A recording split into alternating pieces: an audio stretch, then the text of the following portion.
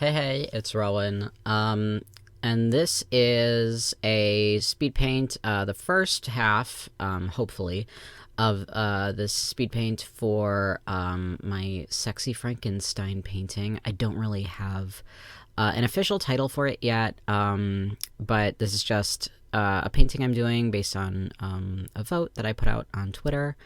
And I'm having a lot of fun with it so far. So I'm just gonna jump right into kind of what I'm doing with it, and I'll just talk about things as they come.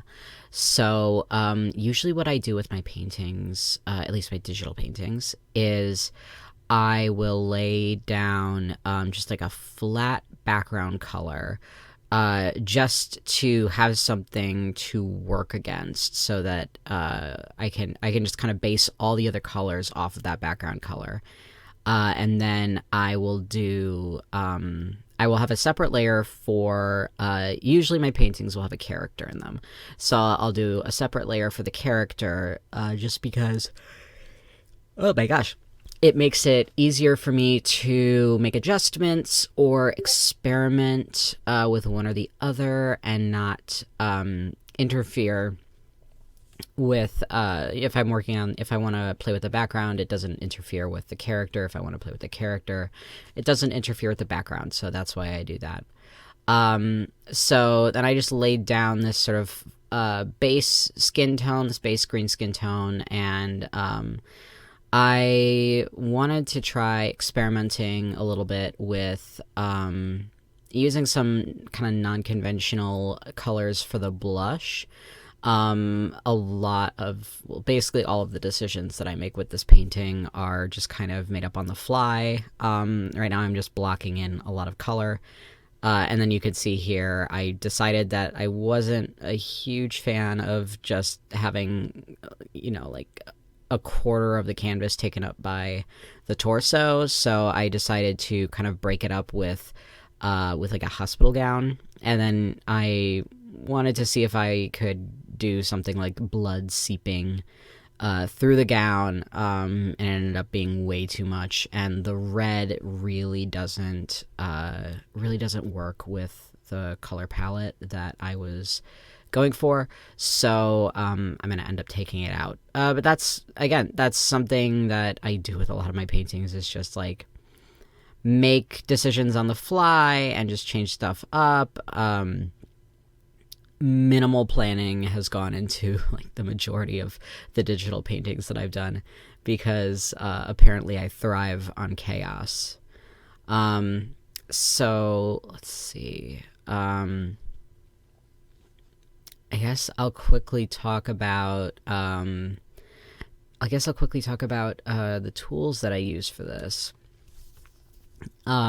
So I only use 3 brushes for my paintings. Actually, these 3 brushes are the ones that I use for most of my digital art, just because I really, really like them and I like what they do. And I could probably expand my repertoire a little bit, but at the very least for my digital paintings, they're perfect for me, and so I don't really feel like I need to explore any further. So all 3 brushes that I use for my paintings are from the Friendin brush pack, which I highly recommend if you have Clip Studio Paint. Just invest the $15, do it for yourself, love yourself. There are so many amazing brushes in there. So what I use for my sketches is the Real Pencil 6B. And then what I'm using right now is the Paper Powell Wet. If you've got good eyesight, you might be able to read that. But the Paper Powell Wet I really, really like, because it's really good for blending. It just looks great. It spreads the color around really, really well. But also, if I want, I can just kind of press down and suddenly get this like very creamy, opaque brush stroke. But when I don't press down very hard, it gives me kind of this blotchy texture, which I really, really like. Basically, all of the brushes that I use, I just really, really like their texture, and so that's why I use them. And then the third and final brush that I typically use is actually one I also use to do all of my line work whenever I'm inking things digitally, and that is the Analog Albert, and you'll see me use that eventually. But basically, it's another textured brush. Oh my gosh. Oh, forgive me. It's another textured brush, but it is a lot more opaque than Paper Powell. And it's just really, really good for like fine, crisp line work. But again, it's not 100% opaque, and it does have this sort of nice, slightly crunchy texture, and so I really like using it for when I need some very, very fine, like I just using it for the eyelashes there, which I am going to paint over, because again, I'm not planning anything, and so I'm just constantly like doing and undoing my own progress. So yeah, those are the three brushes that I use, and what I've been doing for the last like minute or so has been incorporating more reds into the painting. I really, really wanted to have the eyelids look kind of bruised and a little bit swollen, and so I felt like using some like reds and browns for that was going to be the most effective, and then the color kind of ended up seeping into other parts of the face, like the cheeks, the lips, the ears, and the nose. And I think that it really works for this.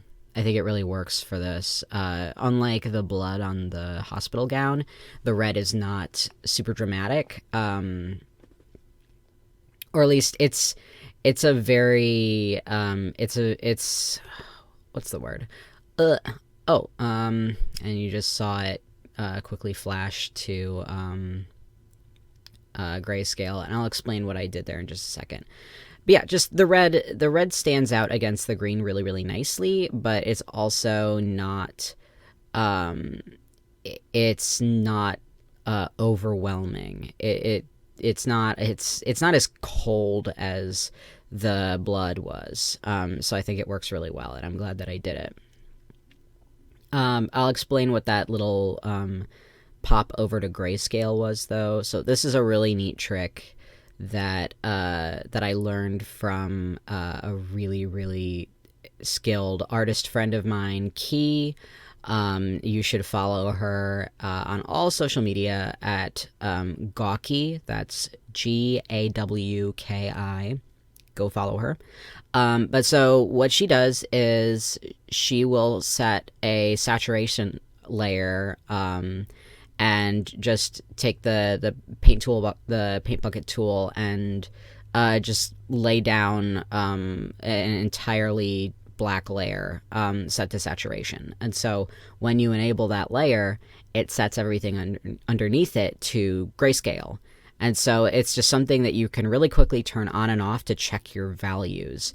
And if you're not great at just eyeballing your values, or if you are pretty decent with values but you just want a quick reference, it's a great way to do that. It's a lot better than having to go into like image adjustment and turning down the saturation, which is what I used to do, which only works for like one layer at a time too. So it was really bad. So anyway, oh my gosh, what else? Before, I had this video going a lot faster. This is not the first time I've recorded for this Speedpaint. I had the first video set only to about 7 minutes, and so I would just kind of power through everything, and so I've been doing that a lot, and now I've got it down, and it's taking some real effort to kind of drag out the topics and not just kind of speed through everything. Oh, what else do I talk about? I mean, at this point, I'm just kind of going in and sort of working some color into like the 5 o'clock shadow. This is a very kind of like crusty fuck boy depiction of Frankenstein's monster. This is a very in my mind, this is a very, very trans mask interpretation of Frankenstein's monster. And I don't take criticism for that. So yeah, I'm just going to roll with it. I think that that's something that has been really, really fun to explore with this sort of like this idea of unmaking and rebuilding your body. And I think that that's something that's really fun to explore with horror, because I'm a huge horror fanatic. And so I think that I've done a good job so far with this painting at creating this kind of mask, but not like a binary masculine person. Like there's just something like inherently queer to this character, and so I'm really, really happy with how it's turning out so far, because even though I unfortunately look nothing like this, I can see a lot of myself in this sort of like exhausted kind of crusty, pouty, but like ultimately in my mind beautiful creation, because that's what Victor Frankenstein wanted for his creation. He just wanted to create a beautiful man, and isn't that what all trans men want? They just want to make a beautiful man.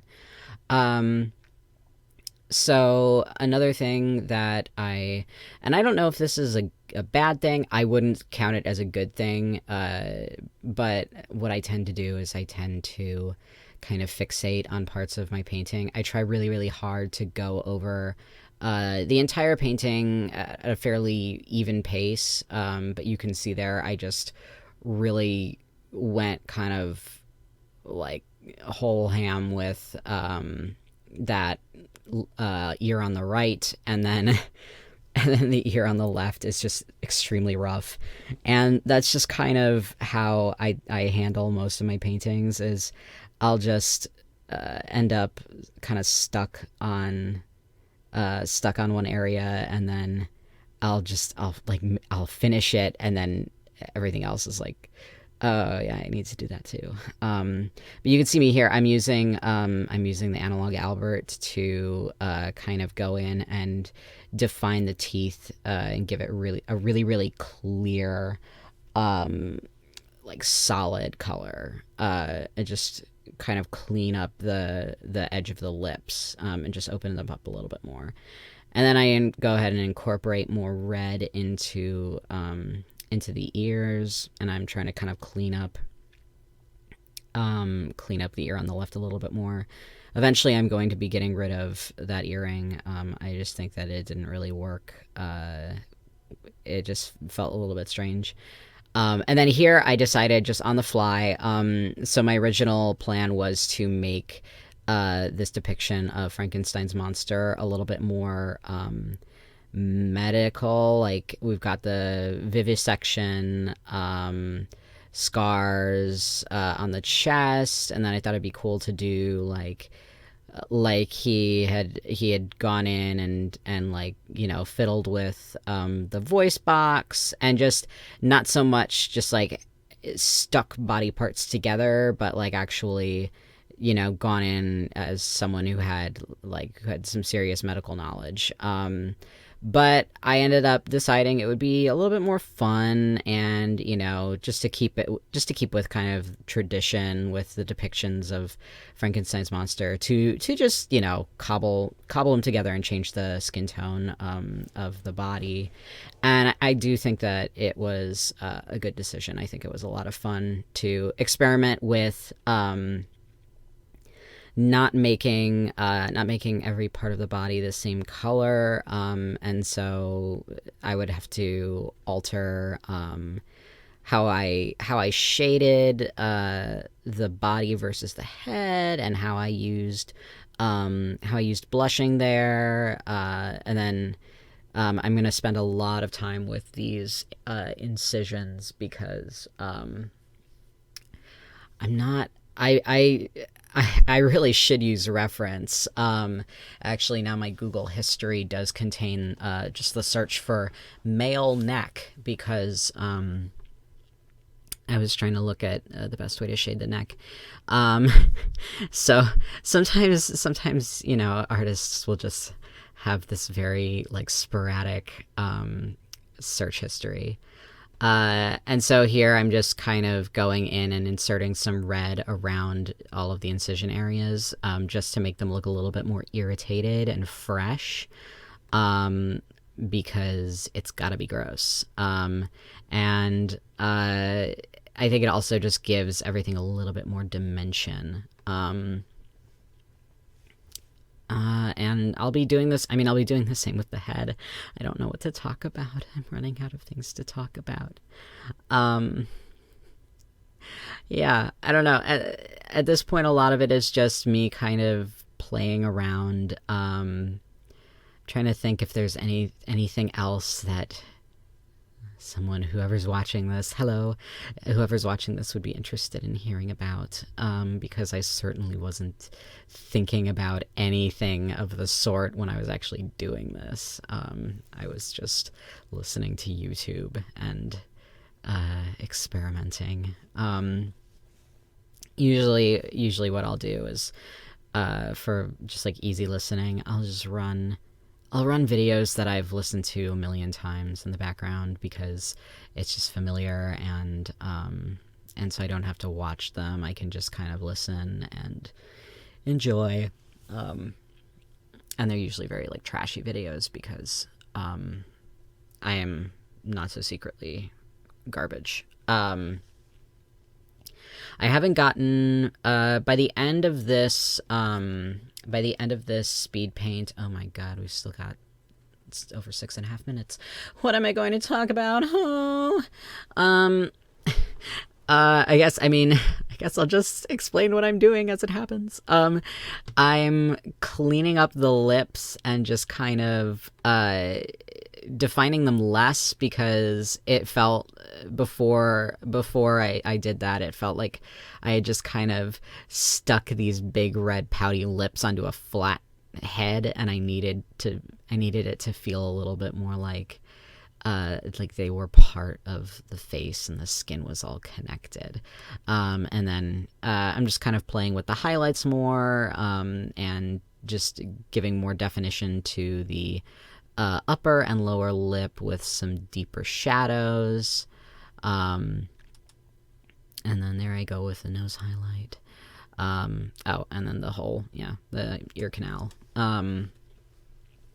I'm really nervous about, at this point, because in the sketch I gave him like these massive eyelashes, and I absolutely want to keep those and incorporate them in, but I'm very, very nervous because he also I think he looks good without them. I think that they're necessary. I think they're a must, and I'm definitely going to put them in, but his eyes look fine without them too. And so I'm a little bit nervous, because I'm just like, oh god, like, especially with the bottom lashes where they're not going to be as thick, and it's just, it's like, how do I make it look like they're actually, coming out of this kind of thick shelf of a lower eyelid that I've created. But I guess we'll have to see. We'll just have to cross that road when I get to it. I also have to figure out how to do the facial hair. Oh, and then here I am playing, like, kind of playing with new shadows. I really wanted the shadows to be, like, very, very colorful and intense in the general drawing. Now I'm moving to sit in my computer chair like a true gay. So this is something that I do really like trying to do more with my paintings. Is in the past I would probably have just done the shadows by going in and mapping out the areas that I wanted to adjust, and then going in and doing like a image adjustment. Oh my god, image adjustment. But I've been making a real effort, and there I go, googling male neck. Actually not yet. No, I'm just gonna screw around with it a bit more. But I've been trying to rely less on I mean, obviously with changing the color of the body, I did do that, but when it comes to a lot of the time, when it comes to like shading and stuff, it's like, basically, if I want to just change a large section's color like really quickly, I will just go in and do that, and then paint over it to kind of marry it to the rest of the painting a little bit more. But that's basically what I'm saying, is that I have been making an effort to learn how to just go in and change things without using image adjustment tools. So for the blushing that's underneath the shadow, I go in and I change the color manually, and I think that that's a really important thing to do. Is to, it's like, I'm not saying, oh, technology bad, don't do this, don't do that, because honestly, what is digital drawing software good for, apart from getting to do as much of what you want to do? All that really matters is the end result. But I also really want to be able to take and then here I go doing more image adjustment. I'm sorry, I am a hypocrite. But I was saying I really want to be able to